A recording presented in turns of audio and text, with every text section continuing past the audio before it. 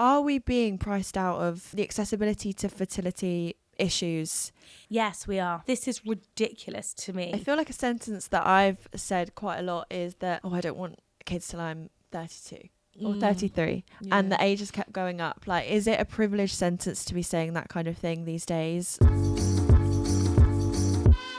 Hi guys, welcome back to Tea at 4. I'm Lauren. And I'm Christie. As this month's episodes are all around body literacy and encouraging women to get to know their bodies, we only thought it was right to tackle the conversation of fertility. Fertility may not be something that we think about now, but I do feel like it's important that we are educated so that we have more options in the long run. So for today's episode, we were joined by Poppy Jamie, who walks us through what it's like to go through fertility treatment. She also told us how to improve our overall egg health, but how we could be out of sperm by 2045.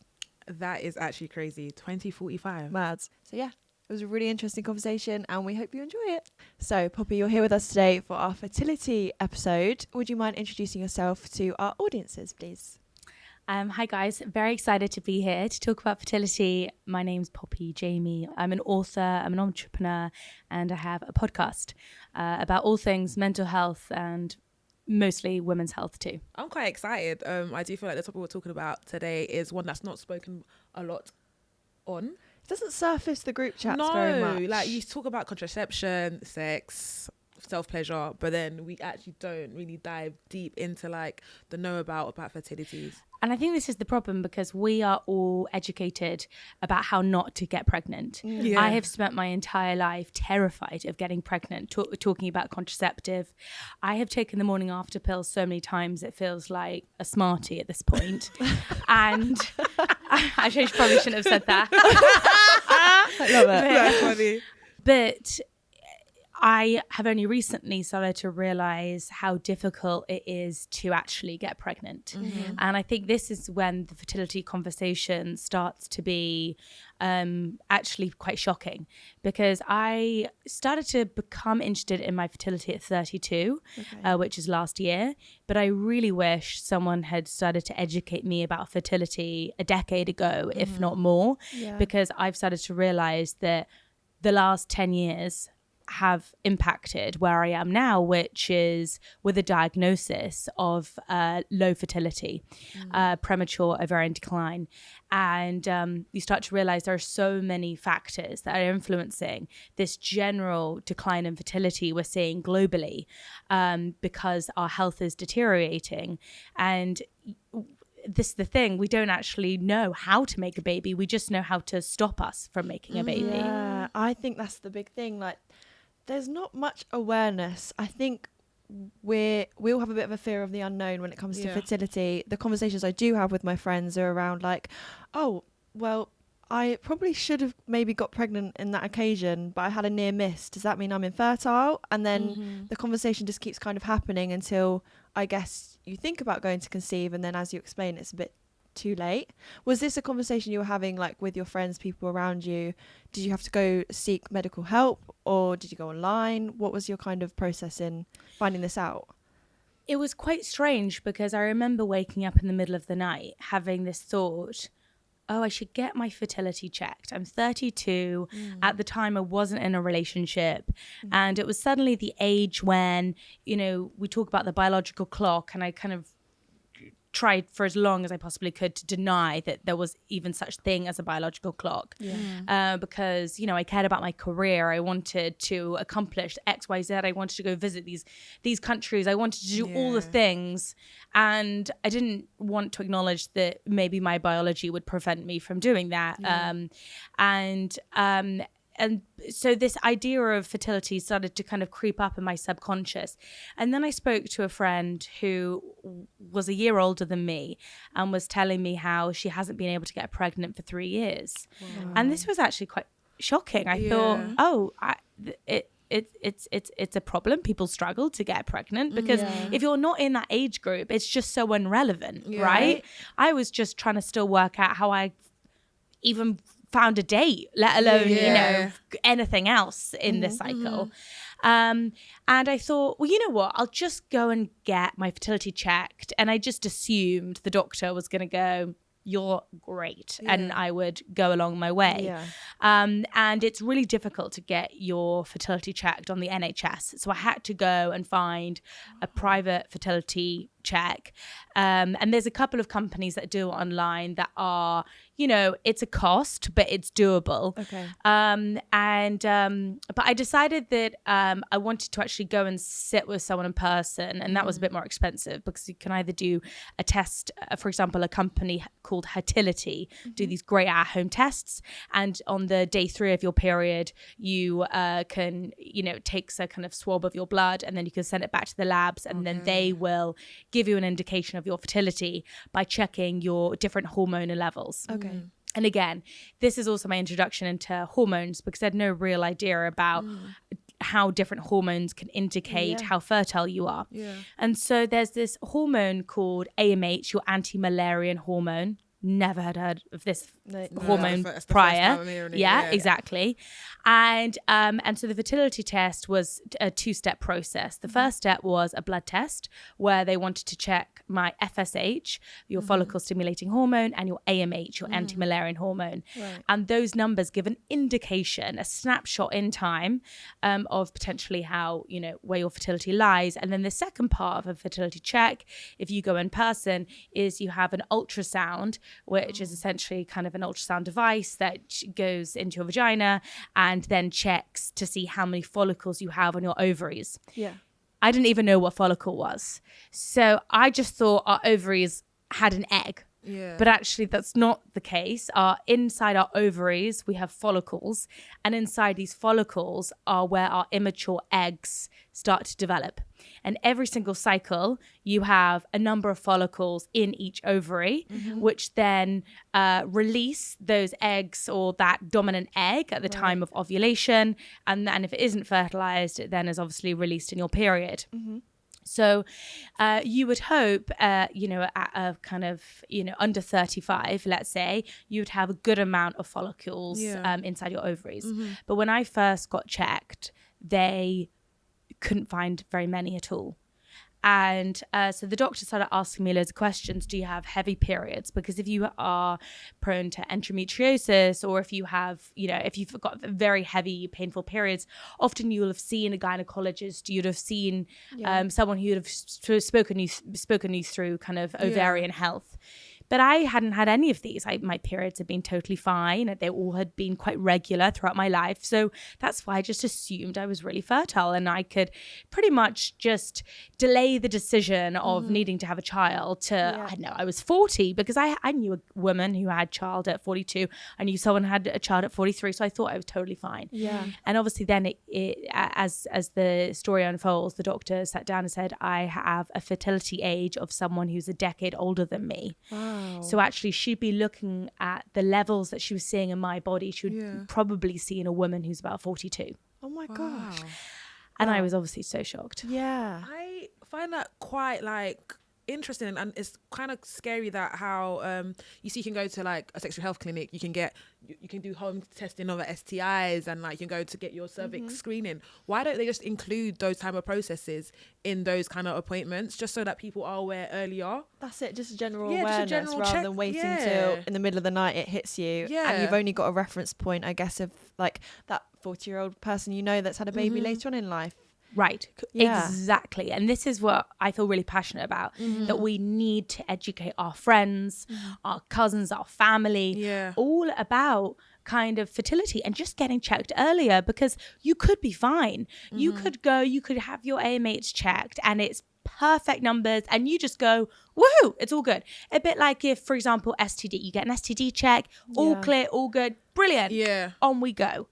But for example, if you are vulnerable to low fertility, and there are so many reasons why this could be, then at least you have choices. Yeah. And if I had let it go any longer, then I was told I could end up infertile without the choice to have children. And even though I'm not ready to have children, my life is not in a place where I'm ready to have a child right now. Yeah. But I want to have the choice because I want to be a mother at some point. 100%. And I think that we are doing such a disservice to women currently, because there is such a lack of education, there's such a lack of awareness, and to your brilliant point, there is such a lack of services and accessibility to this information that we should know about our bodies. 100%. I know you're kind of describing this as an individual case as well, but I know as a woman that's kind of peeped into this whole subject, there is a general fertility crisis that's happening, isn't there? And I know obviously men don't have that biological clock, but are environmental factors affecting all of us?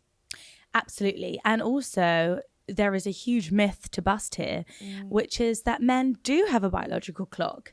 Right. Sperm health does decline with age. And yes, it is possible to have a child and father a child at the age of 70 years old. But does that mean you're going to have a completely healthy child? Maybe not. Interesting. Because as age, and also if you're not looking after yourself, for example, I interviewed an amazing reproductive expert who's called Dr. Helen O'Neill, and she's the founder of a brilliant fertility company called Fertility.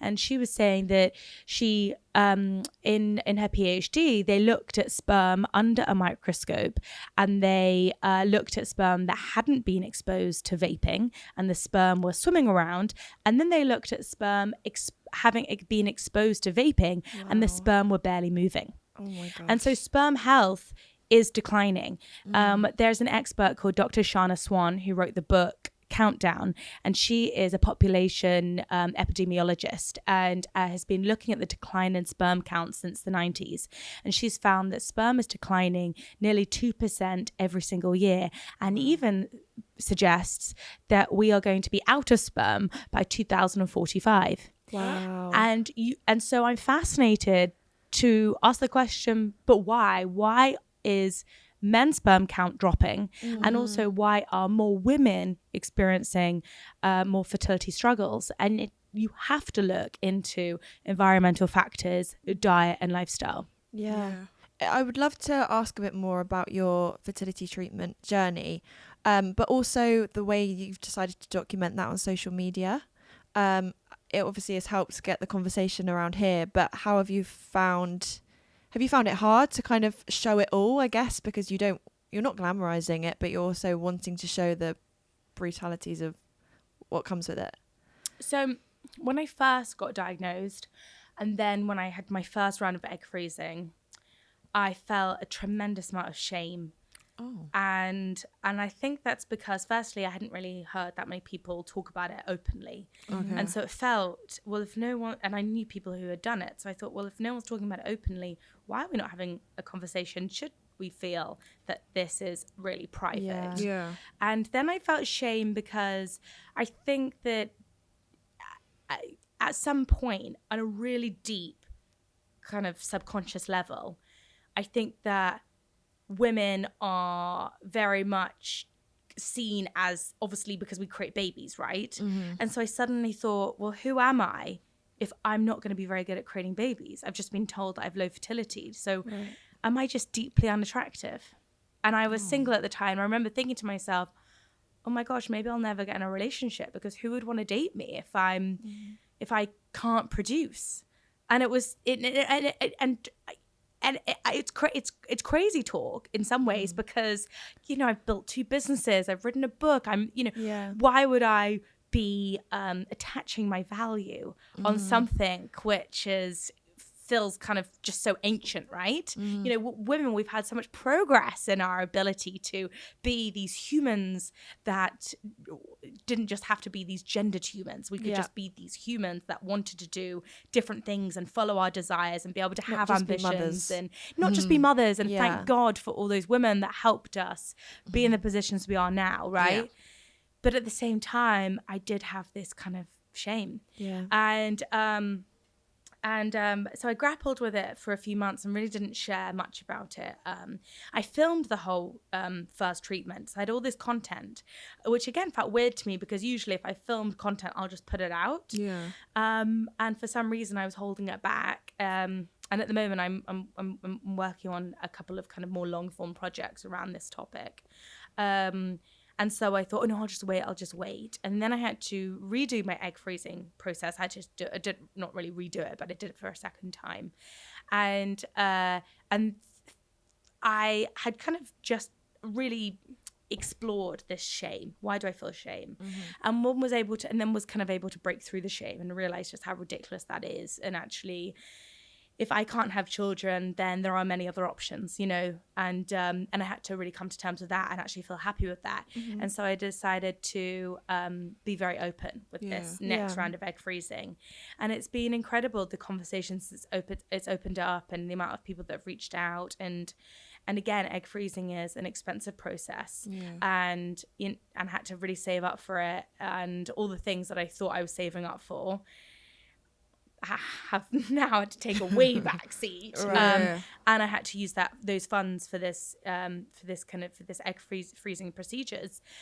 But I couldn't be more grateful to science and technology. It's not a perfect treatment by any means, but I couldn't be more grateful that science and technology have created a procedure that could help us preserve our fertility for longer and mean that we have more choices for longer. Yeah, it's incredible. So like through the process of your fertility test and going through the documenting as you were doing, how has the support been? Have people reached out more often? Is there more people talking about it? Is there more conversations you bring up with your friends?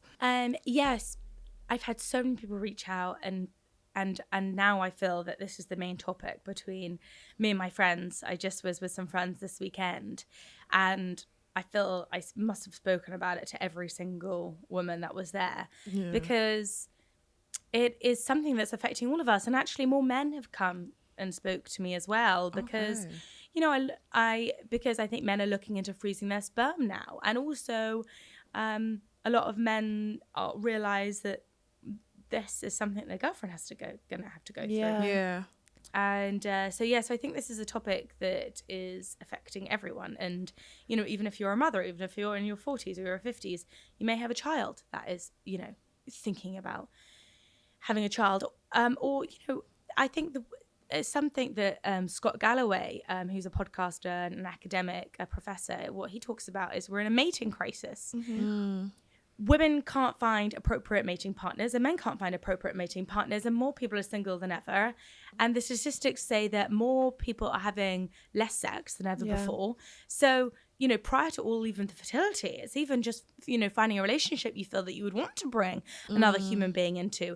And that's kind of having its own crisis. So I think this topic is very relevant to all different ages. How long does the whole process take? I guess you've shown you'd have to show it all. Well, you don't have to show it all, but you have the positive moments and then the harder moments. What toll does that take on you physically and mentally? So egg freezing lasts for roughly 2 weeks, and you're essentially stimulating your body with hormones for the first half of your cycle, of your menstrual cycle, and you start taking a set of injections to essentially allow your body to overstimulate the eggs in your ovaries inside the follicles. So because what happens usually on a cycle, you have a couple of dominant eggs or one dominant egg, and the other follicles that are not going to be needed just, you know, kind of dissolve. I'm sure a doctor can say that far more technically. But this is a very kind of general explanation. But what the drugs do is mean that every follicle develops an immature egg.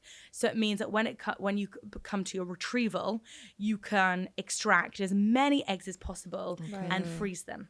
And so on average, doctors would really hope to extract 15 eggs, if not more, per cycle.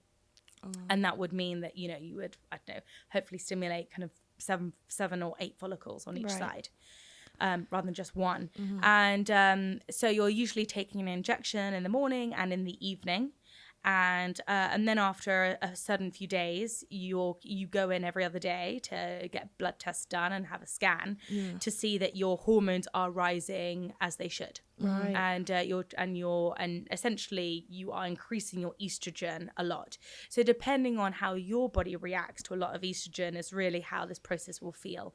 So some people are great on lots of estrogen, they feel really energized, and other people feel really emotional, or other people feel really tired. So egg freezing very much the effect of egg freezing very much changes depending on how your body responds to hormones. Yeah. And then at a certain point in the stimulation, you will then have to take another injection, which basically prevents your eggs from being released, because the last thing you want is to grow all these follicles and these immature eggs within the follicles, and for them to be released before your retrieval date. Wow. Yeah. My God. And then 36 hours before your retrieval, you'll do your trigger injection, which then completely prepares the body for operation that you go through a general anesthetic. You get put to sleep. Totally painless is the easiest part of the whole thing. Totally painless. Then you wake up 45 minutes later and your eggs have been extracted. Wow. And then you are told how many are mature enough to be frozen. Wow. Yeah. And this is where it can be quite emotionally challenging, because you could think you had one number of eggs and then actually find out you have a different number able to be frozen, because they can only froze mature eggs. So if they've extracted slightly immature eggs, those are not used, and those have to be kind of thrown away. And the younger you are, your chances of retrieving more eggs in a cycle goes higher.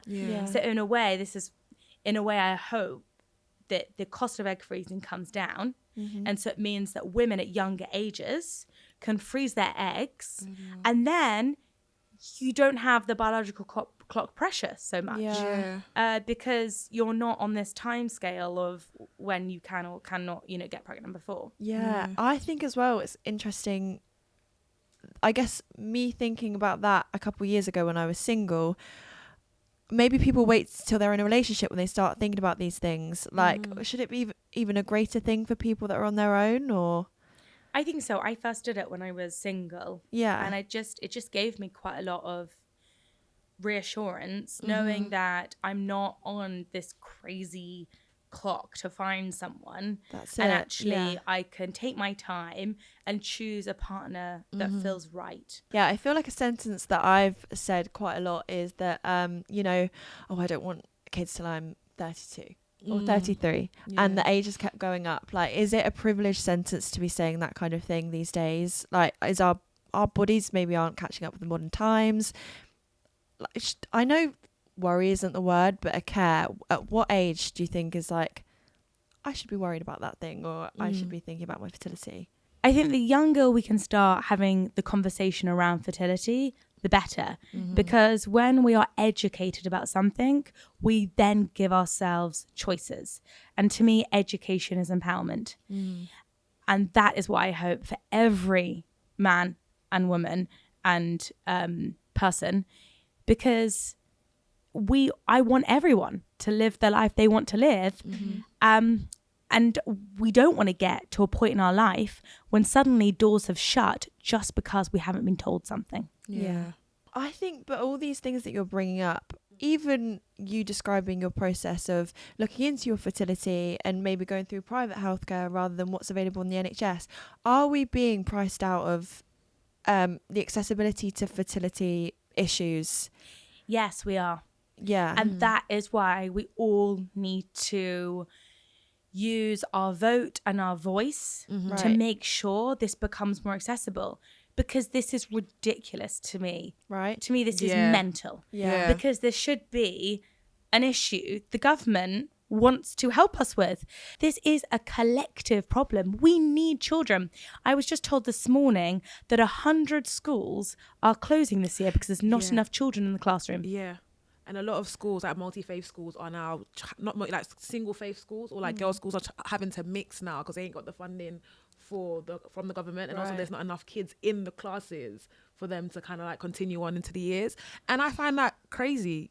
Because we desperately need kids to be born, because we have a crazy aging population. Where who's going to look after us when we're old, when we have no children being born? And so I am all for women choosing not to have children because they don't want children. It's their choice.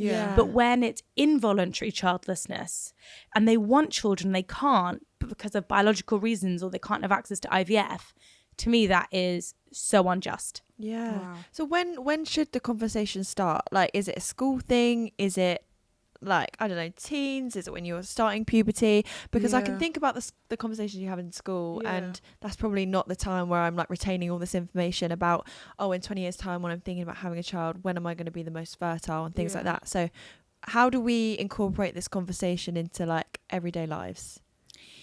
Well, it's interesting, and I do think about this a lot. And I actually think that at school age, you are aware enough to be able to differentiate between fertility and also sex ed. Right. Sex ed being this is how you do not get pregnant. This is what sex is. This is what happens during sex, and also this is your fertility and what contributes to your fertility. What is ovarian health? We're never taught about our ovaries. No. And actually, how do we preserve our ovarian health? Yeah. Because those ovaries at one point are going to create, hopefully, children if you want them. Yeah. And how do we make sure that we are looking after ourselves to look after the generation next? Yeah. And I think, again, like, I was never really educated about that, about what I do to my body now is potentially going to have an impact Right. on my Yeah. kids. Yeah. That's true. It's like you say about the vaping thing as well. And I've got an irk with vaping. I'll just say it now. I just wish that the younger generations have that general care Yeah. for just these kind of things and how it's going to affect us in the long run. Yeah. I do feel like, as you see how compulsory maths, English and science is, I feel like general health and social care should be compulsory too. Right. Because if nobody tells you about these things, you're not going to care.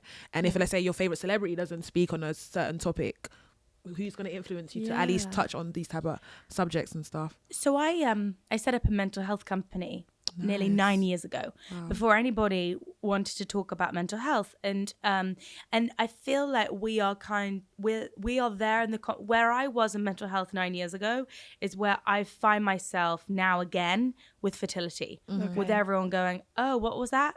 9 years ago, nobody spoke about mental health. Yeah. No one understood how different your mental health can be from a day-to-day basis, or what impacts your mental health, or the fact that we need to talk about it in order to help us manage it. Yeah. This was all very much conversation that's happened relatively recently, and I feel that fertility is hopefully going to be that next conversation where we start to understand it, because even if you don't care about children, it's really just a biomarker of health. Because if your fertility is, on the decline, which mine was prematurely, then that indicated quite a lot about my health. So, for example, I started to realize that a lot of the wellness advice that I'd seen online really wasn't working for me. Yeah. For example, I really respect everyone's decision if you don't want to eat meat, but I went vegan. Now, since I have included meat back into my diet, I was able to double the amount of follicles I found on my ovaries, inside my ovaries. Yeah. And so I because I then went to freeze my eggs, and we could talk about that. And I've actually had to freeze my eggs twice because I couldn't get as many eggs as you need out the first time. But I had to truly change my lifestyle, and I was able to actually increase my AMH level. So I included meat again in my diet. I also went on a crazy intermittent fasting.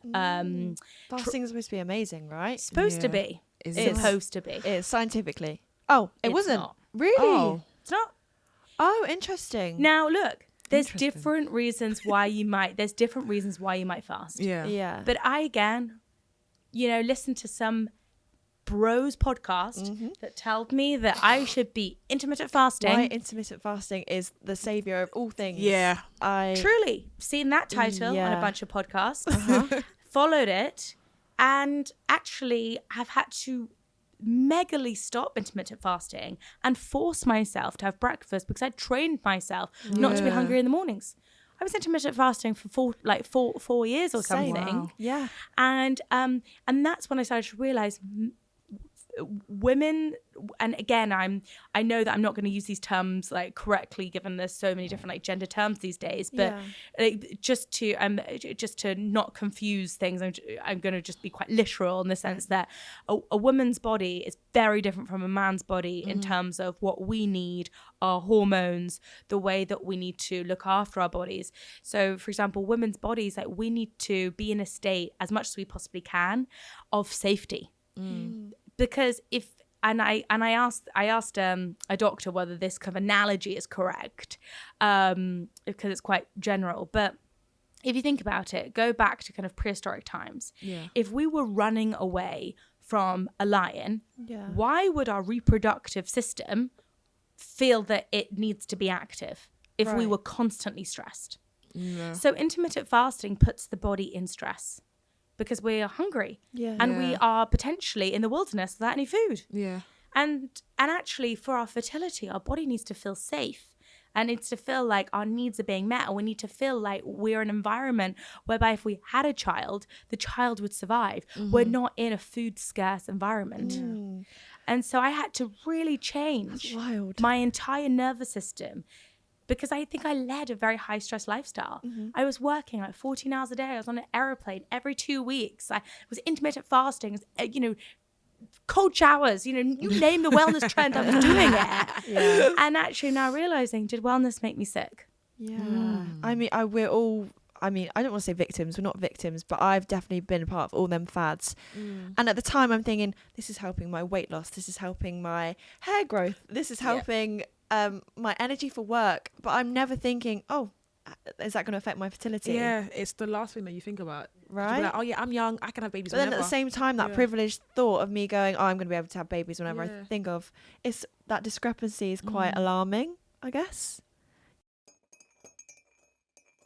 So we asked our audience members 2 questions online. One which was, what did you learn about pregnancy and fertility in school? And the other was, would you consider egg freezing? And the results were quite interesting, right, Lauren? Yeah, I think a lot of it again stems back to like those conversations that we had like around pregnancy and reproducing. What did you learn about fertility and pregnancy in school? And someone put basically nothing about contraceptives, any impact that they have on fertility. It was always framed as a women's issue.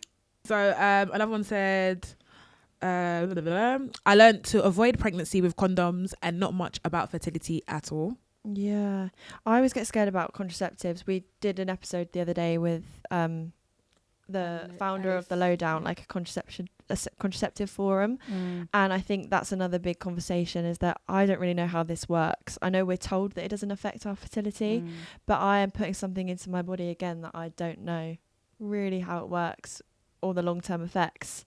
Maybe we need to be more educated on that as well. And someone also said, my school was really good at teaching us about sex and the female cycle, although I feel we could learn more about what actually happens to you when pregnant. But it's also saying don't get pregnant. So it's like, what are we saying? Yeah. Another one says, men can have children at any time. It is more difficult for women to get pregnant after 35. Yeah. Someone said, I learnt that women can get pregnant from having sex with men. That's about it. Yeah, crazy. Mind blowing. Yeah, I think for me it was always, don't have sex. You don't have children. You have time. You're still young. But then I've got an older sister, and she has all boys, so 3 boys. They're triplets. They're twins and 1 boy. And then when it came to her having her girl, literally it was absolutely a struggle for her. She waited a good 3-4 years until she had Joanna, my niece, and she didn't have to go through all the talking to doctors. But it's something that, okay, yes, I've had children before, I can have children again. So for her it was like she was taken aback. Yeah, secondary infertility is actually quite common. Yeah, it was really easy to have your first child, and then they really struggle having the second. Yeah, and you're right, people are shocked and they don't realize actually how common it is. And that's the thing. It's so easy then to feel alone and to feel like you've got the problem. And actually, this really is a universal problem. Yeah, birth rate is declining in pretty much every single country, and even the countries that still have a high birth rate are that is declining. Wow. So there's no country at the moment, as far as I know, who has an inclining birth rate. Wow. I think, what I remember being talking about it at school is that everyone can do it. Yeah. Like there was just never any skepticism, not even skepticism, but like talk about this is what could be impacting your fertile health or I don't, it was a very idealistic view of how when you want to have babies, this is how you're going to do it, and everything's going to be easy and it's quite greedy and like privileged. Unprivileged of us, because it's like I've always said I want my twins. I want 2 kids. That's all I want. I want twins. But now I'm thinking, okay, cool. You want this? What are you doing to enable that happens? Yeah. I mean, honestly, could not have summed it up better. That is truly hopefully the nut of this conversation we've just had, which is great. If you want them, fantastic. If you don't want them, also fantastic. But if you want them, what are you doing to help yourself for as long as possible to have them? Because the last thing I want women to be in is bad relationships, and feeling compromised just because they haven't thought about this earlier. So that's why I just love the topic of fertility preservation, because to me, this is true empowerment of women. Yeah. And to sum that up, we asked our audience if they'd ever look into egg freezing, and we had 67% say yes and 33% saying no. So. Which is a lot. 60% is a lot of people, and that's absolutely brilliant. And this is one thing I would love to say about egg freezing is that, don't get me wrong, it's a process. And but also I really hope people don't feel scared about it. And I know a lot of people are terrified of needles, but I promise you, you just get through it. And I wrote an article about egg freezing and 10 things you should know. And the first one was really define your reasons for doing it. Because there are times you do feel a bit hormonal, you're slightly crying for no reason. And I really had to just go back to that list of, why am I doing this? And then in the moments that you're like, oh, I'm really putting this injection in me, you're like, no, I'm doing this for a reason. I'm so lucky. I'm so lucky. I'm so lucky. I'm so lucky. I'm so lucky. We live in, a world and a country that we can do this. So if egg freezing is accessible, and also let's put political pressure on the government to make sure that this is more accessible for more people. And we're going to have a general election coming up. What are they doing to help us either have fertility preservation treatment or help us economically have a child? Because what are they doing for childcare? What are they doing to help us be able to raise the next generation? And that's the thing, is it's both, right? Because if you feel mentally ready to have a child younger, then we should be supporting the people that want to do that. That's true. So I think we can help each other by the way that we vote and the political pressure we put on. 100%. Richie Sunak, you heard it here first. Please and thank you and please.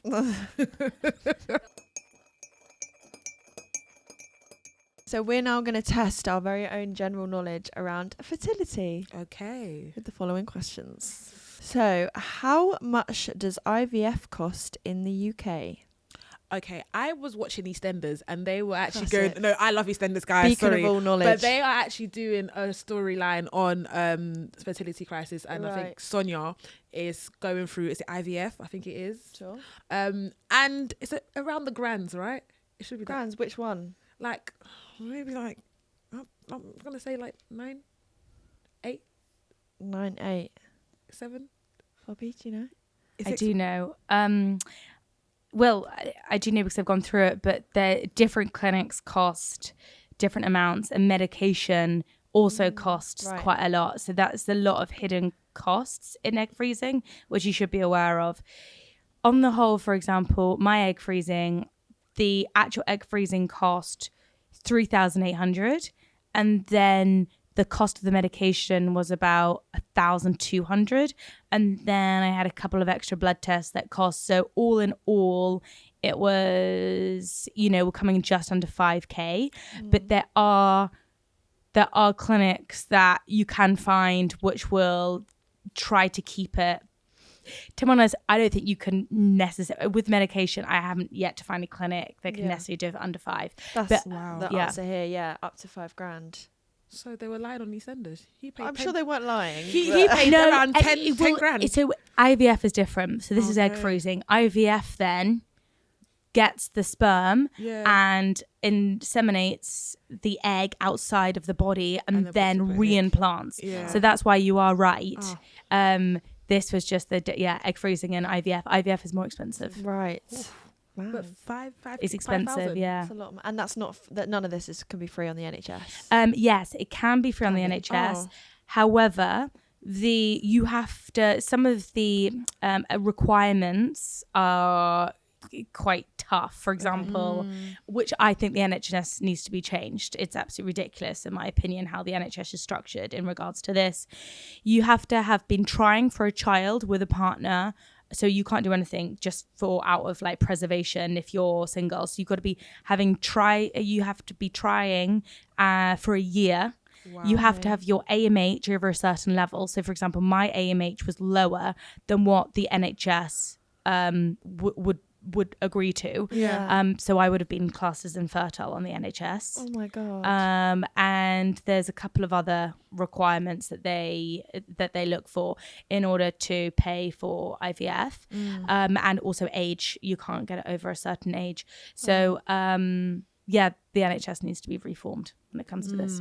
Interesting. So how much does IVF cost in the USA? Oh, I reckon it's going to be way more. Wow. So I just read the answer. Yeah. They're just pumping that stuff with inflation over there, aren't they? Maybe let's say 15 grand. What about you, Poppy? It's something like 35 to 50. You're joking. It says 15 to 30 grand, dollars. Yeah. Jesus. Yeah.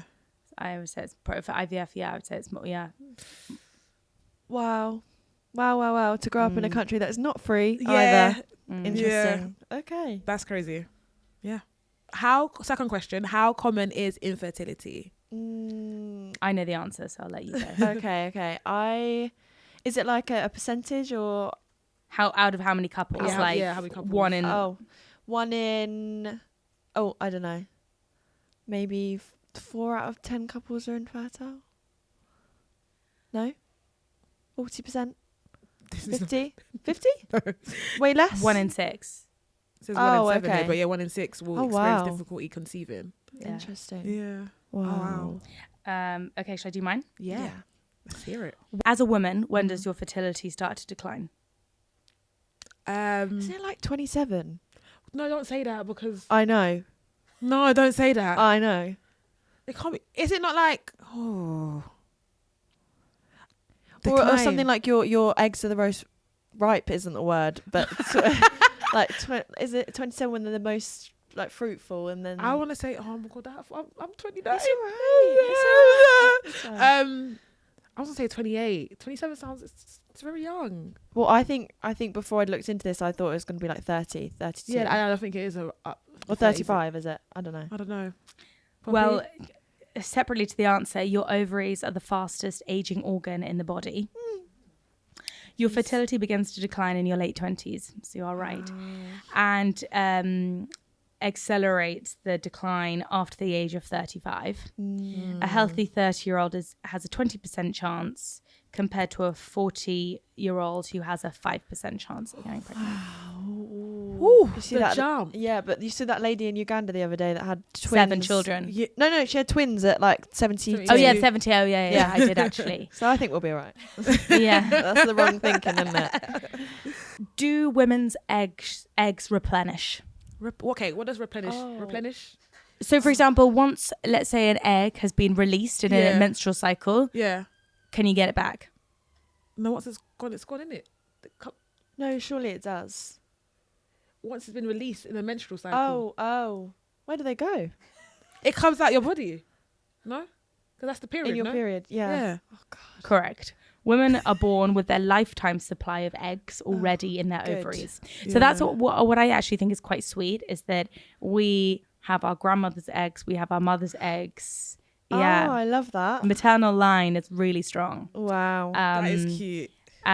So yeah, women are born with their lifetime supply of eggs already in their ovaries, which start to release from their first menstrual cycle. Wow. That's which is actually, I amazing. don't think totally correct. I actually think you release eggs all basically since you're born. By yeah. the time puberty starts, you've already lost half your eggs. Right. Interesting. When should you consider freezing your eggs? As soon as possible and when you're ready. Oh yeah, I didn't. Is there an age limit? No. No, and the answer it says here is in your 20s or early 30s. But Oh. you're right. It's just when you're ready and Wow. yeah. Okay. All right. I've got a couple here. True or false? Hanging upside down for 20 minutes after sex helps sperm reach your egg. I've seen J-Lo do it in a film, so obviously stupid mind would have assumed yes, but Definitely no. It's false. so false, we'll say. Yeah. You know what? It's so funny because I have heard both answers. Yeah. I've read, oh, that's such a myth. And then I've had so many women say, do it. So I actually think that sometimes science isn't always right. So I'm going to go with like, you know, good old elderly advice that says it's true and say it's right. Yeah. Well, it says false here, but I'm going to go with the same thing as you're saying. I've seen it in film, so it must exist. Also, it can't, you know, it's not going to damage you. No. Okay. True or false? Masturbating lowers a man's fertility. Absolutely false, increases it. Really? Yeah. Men need to masturbate. Oh. So do women. That's really? Yeah. Does it help women's as well? Yeah. Get busy later, Miss Christie. Okay. Yeah, it's really healthy to masturbate. That's really interesting. What's the science behind that? You're just stimulating the Hormones. right. Yeah, I Giving think. it a kick. I mean, I was thinking that. I mean, imagine that, again, we'd probably have to ask a doctor, but from like kind of a general common sense point of view, masturbating reduces cortisol. Right. And it's relaxing, and so anything that we can do to kind of reduce cortisol is going to be good. And I think you know what, we're going to have to look into the exact reason, but we just need to get it all active down there, don't we? Makes sense. When was the first IVF baby born? Oh, I reckon the 90s. Oh, this is, you know what? I actually read an article about because she just recently gave an interview. I think you're right. I would like to say something like 98, but. I can see it like on the front of OK magazine. Hello. Just like photo shoot. Well, guys, the first baby born with IVF was July 1978. Oh, in what? Oldham, Northwest England. 78. 1978. God, we were way off. Yeah. Wowza. I don't think Crazy, OK right? magazine Amazing. existed back then. Yeah, I was gonna say because the woman looked old in the interview. Like I'm born 1990, so I'm like, she definitely wasn't younger than me. Okay. Ah, interesting. True or false? Adoption was thought to be a cure for infertility. That doesn't even make sense. Yeah, it doesn't make sense. That's false. It's not a cure. It says here, in the mid 20th century, some doctors thought that adoption was a cure for infertility. They believed it to be psychosomatic, so having a child to mother would relax and cure them. Oh. Wow. Oh. So it's I guess the same thought around having a stress-free lifestyle. Stress-free reproductive Or system. do you think they were like activating their maternal instincts or some sort of maybe. Yeah. That's very interesting. very strange. Ooh. Wow. Ooh la la. Wow. I'm quiet because I'm thinking and I'm thinking Yeah. about the steps that I've got to take for myself. So I really appreciate the conversation that we've had today. And for those that are listening, please take the responsibility to look after your reproductive system. Yeah. Do you have any leaving words? Anything? I think you summed that up really well, Yeah. which is, let's take responsibility to understand our reproductive health, understand our ovary health, and also know that we're all different. So don't panic, because you could be listening to this and be absolutely fine, and you could be the most fertile person in the world. So don't assume that my story may have any relevance to your story. But it's one of those things that it's great to know, and then you can relax yourself. and also know that, you know, I spoke about fasting, but again, all bodies are different. So people could really respond well to fasting. I guess my main message is just know that we are so individual. So don't listen to a TikTok video, or don't listen to a podcast, or don't read something online and just assume that wellness advice should be applied to yourself. Just take the initiative to know that your body is very different to everybody else's. Knowledge is power. And could you also just like drop where's the best place to search for like more information? Like, is there any like websites or like sites you would recommend for anybody listening? There is, I believe, a national kind of egg freezing organization that will validate clinics. So really research. If you are interested, make sure you do your due diligence on the clinic you go to.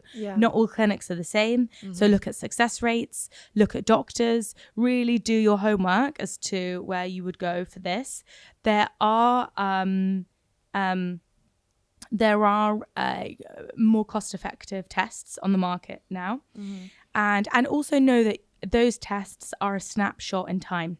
And so, like I've experienced, I have changed my lifestyle, I've changed the way I exercise, and I've now seen my AMH increase, which, look, I don't know if this is going to affect my fertility because I'm not trying for a child, but I'm happy to clearly be living a more reproductive kind of healthy lifestyle now that I know this information. But yes, Fertility is a great company, and there are kind of various others. So look at the reviews and just do your homework. Don't take anything at face value. Yeah. Thank you so much for sharing your story with us today, Poppy. It's been amazing. Loved it. Well, thanks so much for having me. No, sorry. And we will see you guys next week for another episode of Two at Four. Thanks for joining us.